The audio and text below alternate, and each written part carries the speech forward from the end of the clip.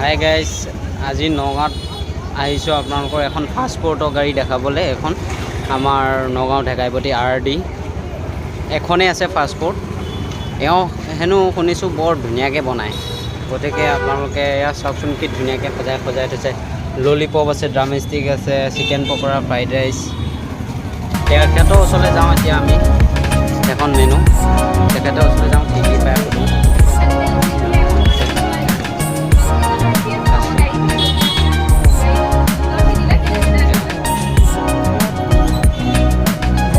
এয়া ম'মো আছে।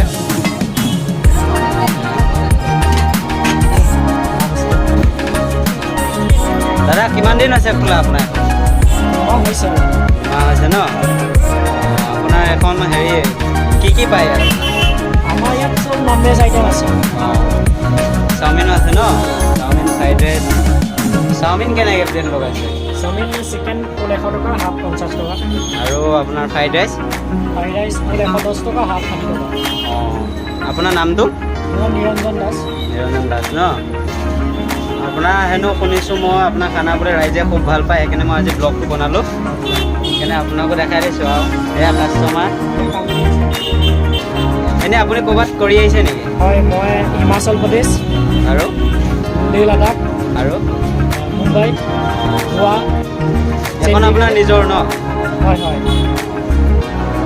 কি লাগিব তোমালোকক?